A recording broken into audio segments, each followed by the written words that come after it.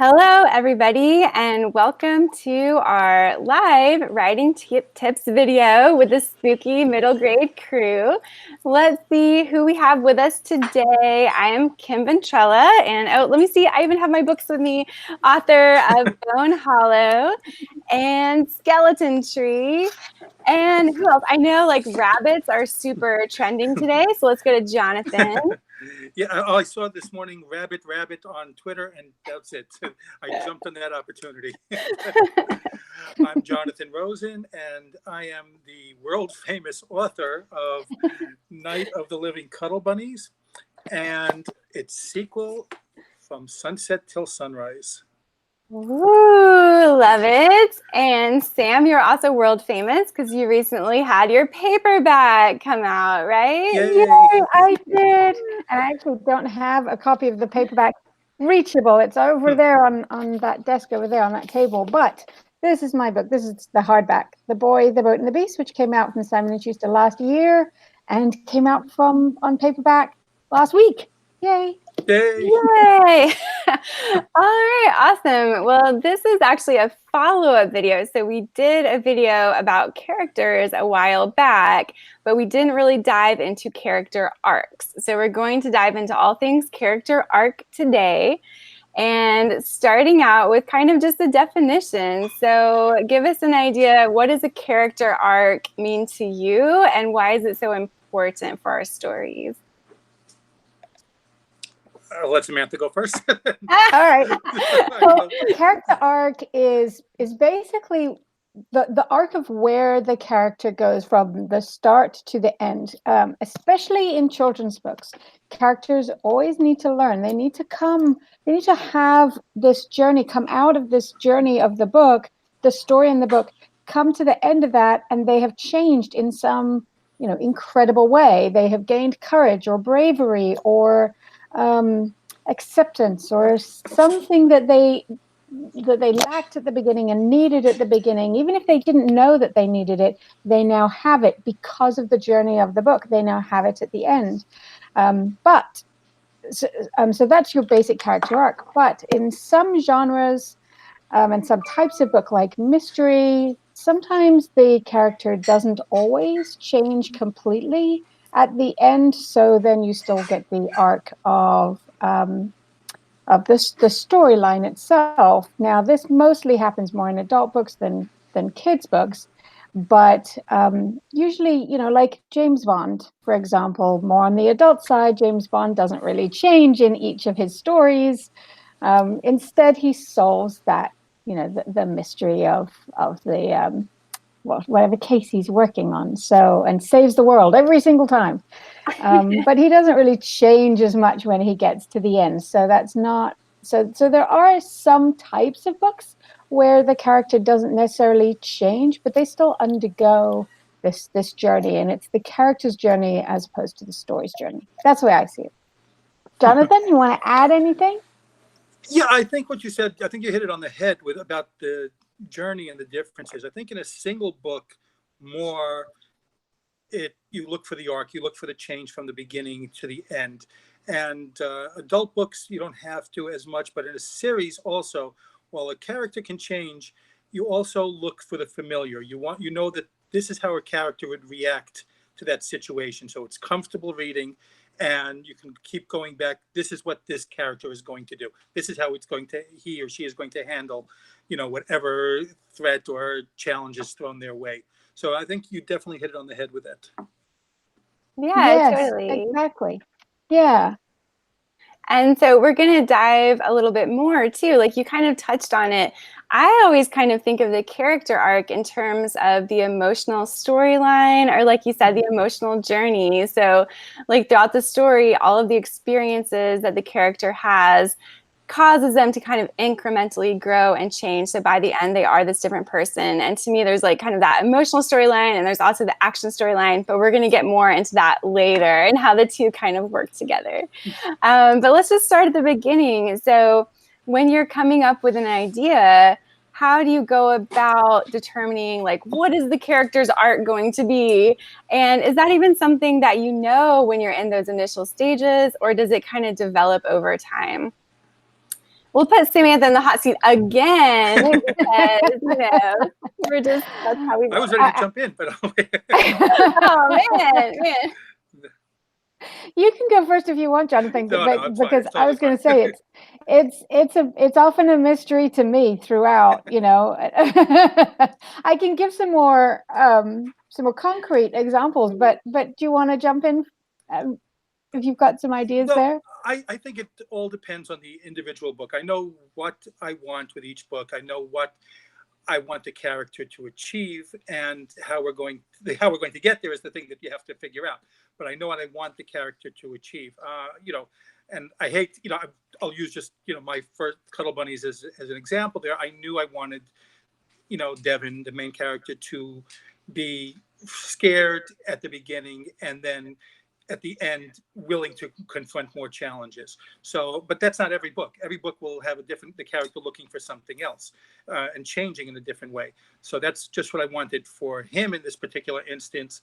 And I just had to start doing the plot points, how I'm going to make that change happen. That's really good, because I don't figure it out like Kim, your question when you were like, do you figure it out throughout? That's more me. I don't really have any idea. When I first start writing a book, I have no idea what the character's journey is going to be, and I'm trying to get better at that the more manuscripts I write. I mean, I'm on book 7 now, and I'm still trying to get there faster, but yeah, I mean, with The Boy, the Boat, and the Beast, I didn't figure out what his character arc was going to be until I had gotten to the end of the first draft. I knew the story, I knew the plot, what was going to happen, but for his actual character arc, I didn't know what it was going to be. I didn't know really where his beginning and end was for the character until I finished the first draft, and it really changed things a lot throughout. Sure.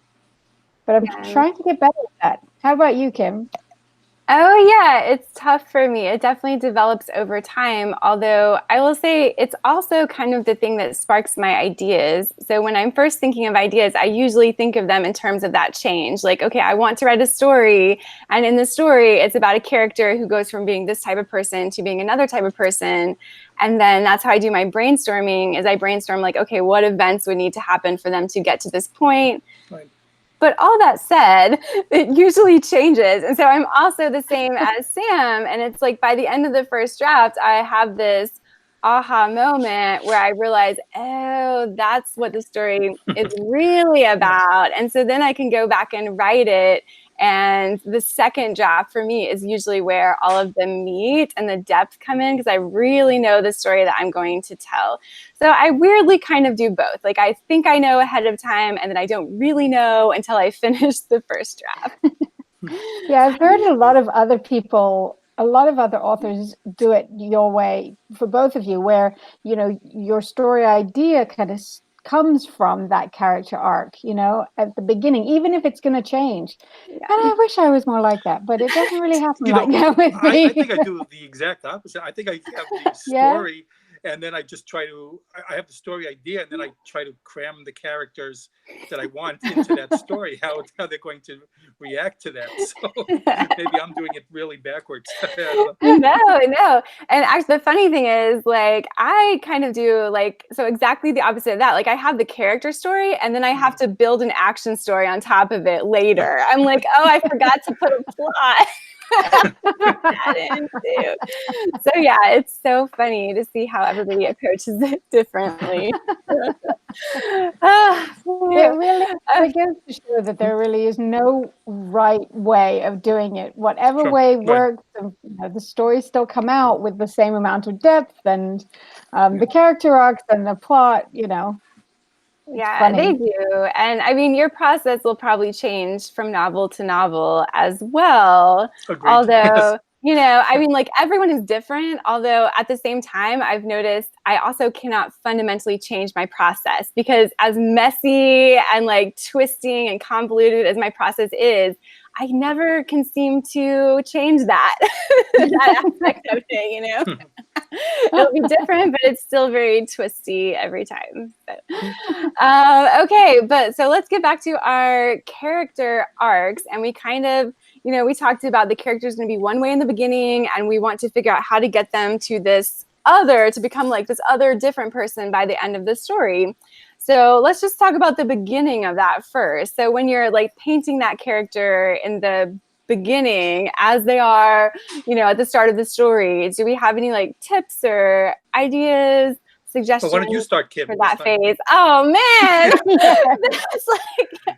that's like totally impossible because I, well, I mean, for me, I guess my tip would be do your best the first time around, because just like the first chapter, you're going to rewrite it every time. By the time you get to the end, do your best to paint the character in the beginning and just realize that you're probably going to rewrite it in the end once you realize where they're going, so that it can be like a clearer contrast. Sure. That's what I always end up doing. Sam, what about you? Yeah, I think actually this from me as a writer, this is one of the hardest things because but one of the things that I've kind of tried to figure out is how to it comes down for me of choosing the exact right scene, because it would be wonderful if I could just be, have a narrator that hangs out and says, hey reader, so this character, this poor boy, he's just scared of everything, and he needs some courage. That would be amazing and really easy to do, but that's not the way it has to work. You can't just tell it, you have to show it. So choosing that scene, that how, whatever that opening scene is going to be, where you can give, you basically introduce your character. When you're introducing that character, the character has to be introduced in such a way that you discover things about, the reader discovers things a lot about that character very early on. And somewhere in that discovery they need to discover, where that character is at the beginning of their arc. So if they are not if it's like the boy, the boat, and the beast, where he needs to, gain courage and confidence along the way, then we have to show him kind of being scared at the beginning of that book, being nervous, being unsure of himself. And but if it's a different kind of story, then yeah, you've got to find some way of having that scene. One of the scenes that I really love, that I always use for as an example for this, is at the beginning of Jennifer A. Nielsen's The False Prince. We learned so much about that character in that opening scene. He's in this marketplace, he's just stolen a chicken, he's got this kind of snarky dialogue going on, and he's running and he's like being kind of sneaky, but then you learn about the character really well, and you still learn also that he's got to kind of still figure out who he is, and his place in that society, in that world, all in that one scene. But it's a hard thing to do, to really find that one scene that will set it up really well. Jonathan, what do you think? I think I agree with I agree with both of you on a lot of the points. Also, I write the thing, like I said before, I write and I have in mind what I want the arc to be. But as you both, probably agree with, I think, as you're writing, sometimes that just will change everything. The story takes you to a different place, and then you do a couple of drafts, and then you see it, and you say, oh, that's what this is. That's what the arc should be about. That's what this character wants. So it'll change, as you're writing it. It's sometimes it's out of your hands, that, it's just taking you in a certain way. And you see the character really wanted this. I thought it wanted something else, but he or she really wants this. Yeah, that's so true. That's me 100% of the time, always. Right. I Yes. figure out later what it's really about, and then I go back and write it. And like Sam said, that's such great advice. Like, it's going to be in a scene, and you want it to be like action oriented or goal oriented, the way that you're telling us about this character and who they are in the beginning. And that's something I have to learn sometimes, because sometimes I just want to be very like sort of like flowery and literary, and like, did you get their feelings, their emotions, don't you? Okay, self, you have to give them like a concrete action, give them a little mini quest or something in the beginning that is going to show you the type of person they are and what their priorities are, so that later you can contrast it when they decide like, oh, wait a minute, my priorities in the beginning were totally off base, and now I've totally changed my mind about all of that. But if you can show it through actions, then it's just going to be a lot more intriguing for your readers. You have trouble with it? That's weird, because Sam and I have no trouble at all with that stuff. Never. Never had any trouble with the writing process. I'm the only one. Oh man! At the beginning of Skeleton Tree, I always use in a webinar that I just taught, actually, for the Writing Barn. I used the Skeleton Tree as a great example as an opening, because there's opening lines, and then you go on to the whole opening chapter. But you do a great job of that. You've chosen this scene where you get into the inciting incident immediately within like the first line or two, where he finds the bone, the little bone. But then also, once his sister comes in, you're learning that character, and you're seeing him exactly where he is at this point, and you don't realize it until you get to the end. As a reader, you're not going to realize what it is that we're seeing at the end, at the beginning, that he's going to change at the end, which is another great thing that makes it really organic. But then when you get to the end, looking back, you're like, oh yeah, you can just see it so perfectly. So the scene that you chose there for that beginning was just perfect for that. It worked. I just feel like emoji hearts coming at me right now. It's amazing. I love it. Okay, well, we'll just leave it there and we're done. No, just kidding. Not really.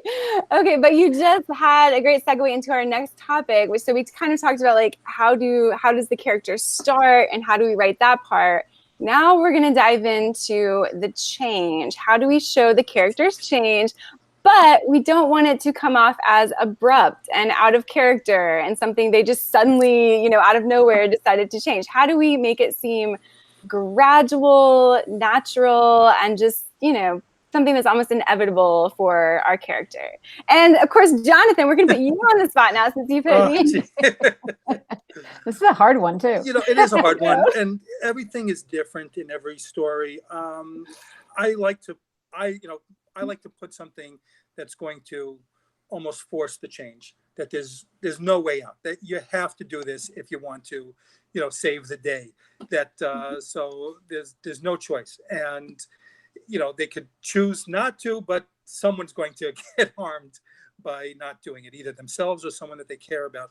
So I try to take away the choice, and they're going to have to confront whatever it is, that they'll have to step up, show some bravery and make the right choice, hopefully. If not, then it's a pretty terrible book. Yes, I love it. So force them, and like, don't give them any other choice. What else can we do, Sam? Yeah, I fully agree with that completely, and that's because I was going to say that the change, for it to really be organic at the end, it has to kind of be connected to the main plot line. And but what Jonathan said there is absolutely perfect, because if the character is he has to change for him to achieve the goal. Like, if James Bond has to learn to be brave if he's going to save the world, then that's kind of high stakes, and he's got to do it. That's going to really push that change, because change is hard and people don't want to change. But yeah, forcing that is very important, and making it integral to the actual story. So that's for the end, and then throughout, plotting those plot lines to show it individually. That's where, again, it becomes much harder. But does that make sense? I think so. Yeah. Same here. I just, like, one other thing, I try to kind of put myself in the character's position too, and say, like, what would it take for me to, reach this conclusion? So I can just kind of make it personal and be like, okay, what would it actually take for me to do that? It kind of helps me think it through. That's a really good idea. Well, yeah. I'll just say that if it was me and not my character, those people are dead because I'm not doing a lot of things. you know, it's my sister. Yeah, I loved her, but yeah, all right. You can save everyone from the living cuddle bunnies. Yes, Yeah, you could do it. Come on. You could do it, Jonathan. Oh man, but yeah, I like what you said, Sam, about tying it into the plot. We were kind of talking about that. So that kind of takes us to our final topic. Sometimes there's confusion between like the character arc versus the plot. So how are they different? And then how can we also tie them together? We'll put Sam on the spot this time. Okay, all right.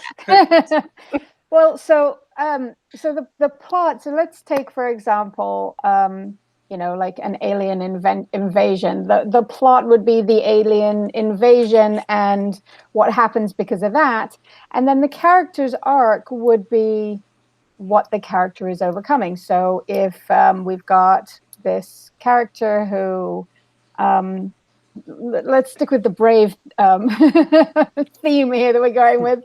The character who is kind of very shy and introverted and just wants to stay by himself, and then this alien invasion takes over. But the character's got to gain this confidence and this courage to be able to save his parents, let's say, because the aliens have stolen away his parents. And this kid has to find bravery to do that. So the plot is the alien invasion and what's happening to stop that and save the kid's parents. But the kid's arc is intrinsically tied to that, because of that the kid has to be able to find that courage and find that bravery to be able to save the world and save his parents in the end. But that part is their own arc, and they'll have little tiny.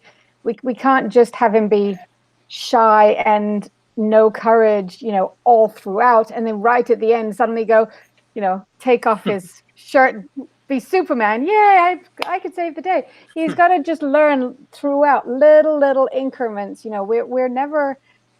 And even at the end, he's not going to be totally brave all of a sudden, even though he's gone through all of these trials and he's gained little bits of courage all the way through. It's still going to be troubling, but he's going to come to this realization that he can actually do it because of all the experiences he's had, before then.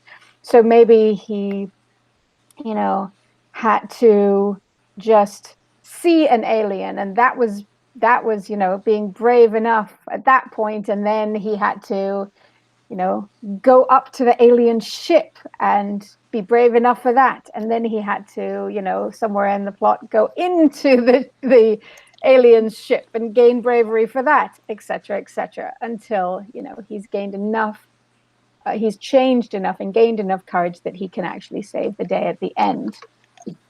That's my take. Jonathan, what do you want to add?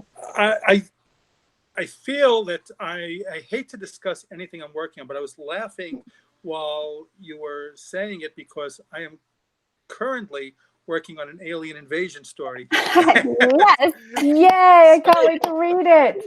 I love alien invasion stories. Me too. And as you were telling all the things, I said, "Oh, you know what? That's a good idea." No, but you're right. The plot is, you have to stop the aliens, but the arc is how this character is going to go about doing it. Change from the beginning of the story when the aliens attack to the end of the story. What makes them change? What makes them step up to do this, to handle and confront the aliens? Or if they're good aliens, protect against government officials. What makes this character, step up to the plate? Yeah. Cool. What about you, Kim? Anything to add? Yeah. So it took me a while to kind of wrap my brain around this whole difference between character art and plot. And the way that has helped me is to think about the emotional storyline and the action storyline. And in general, the action storyline is tied to the character's wants. So it is something they want or a goal that they are aware of. and the emotional storyline is tied to a need or an emotional lack, and the character is probably not aware of that, but it's going to be like fulfilled by the end of the story. So thinking about it in that way just really helped me to visualize it. And of course they're going to coincide because all of the events that happen in the action story are probably going to be the same things that kind of spark, like slowly spark the emotional change, as well as like driving the action story forward. But just like separating it out in that way was really helpful to me. So, and they definitely overlap a lot. Like in Skeleton Tree, there's kind of two overlapping storylines. I mean, there's a thing that Stanley, the main character, wants, that he's aware of wanting, which is that his dad has left the family and he wants his dad to come home again.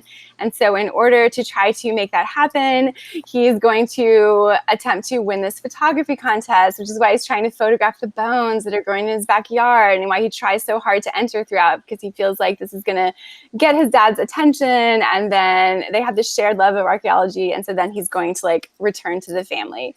And then he has the emotional lack, first of all, tied to that, where he feels like his family will never be whole again unless he can get dad to come home. Of course, that priority kind of changes by the end of the book. But then he also has an emotional need that he's not aware of, which becomes important as the story progresses, which is kind of this need to see death from a new perspective. And so he's not aware of that, but it becomes like vital to him by the end of this story. So I don't know, that really helped, like the action story and emotional story thing kind of really helped me. I love that. That's a really great way of putting it. I really love that. And I think I want to say that I got that from Cheryl Klein, who was a former editor at Scholastic, and she has some really great books on writing. I took a workshop with her, which was really good too, actually, in the conference. Yeah. So she has some awesome info out there. But I love your second sight book. Yes. She had, I think the one that I have read most by her is called The Magic Words. Oh, I haven't read that one. Yeah, The Magic Words is a really good one. Yeah. Cool. So I think we kind of covered the basics of the character arc. Does anyone have any final thoughts or tips that they'd like to share? Okay, I've got one. One of the things that to keep that arc going throughout the story and make sure that you're kind of staying on track with that. One of the things that I always do is when I'm with, and it works especially with revision really well, but when I'm at the beginning of each chapter, I will write what the character's motivation is, because the character's motivations are along the lines of that arc, you know, what they want, what they think they want, and what they need. So I'll kind of write those for the beginning of each chapter, but I'll write it not in the idea of the overarching what they want to need, but what they want to need for this one scene, for this chapter, so that I can kind of stay, because that's going to change incrementally throughout. So then I know that in all of the action for this chapter, I'm just dealing with this level of want and need, if that makes any sense. But that's been helpful to me, useful to kind of keep track of it along the way.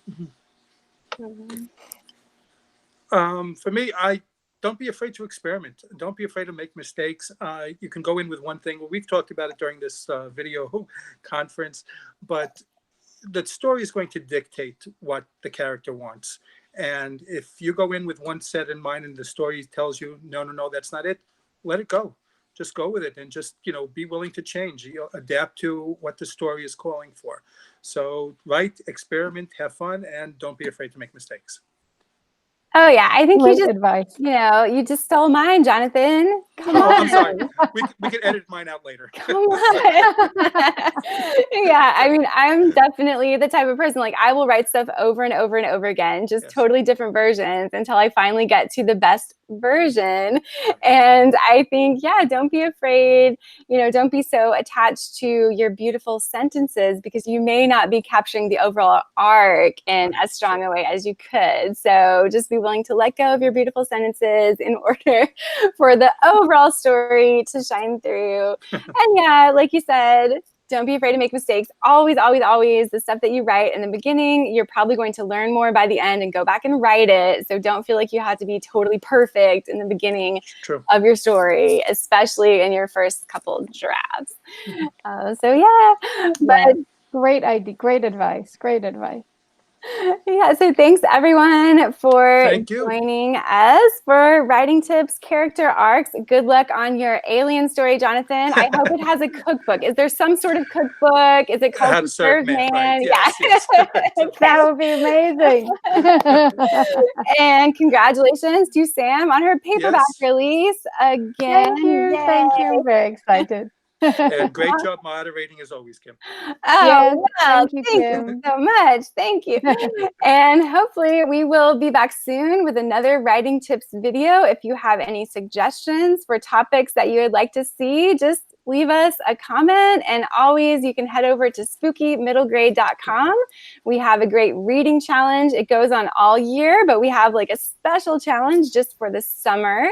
And we do free Skype visits for teachers, librarians, schools all over the world. So hit us up, spookymiddlegrade.com. We'll be happy to connect with you there. Bye, everyone. Bye-bye. Bye. Bye, guys.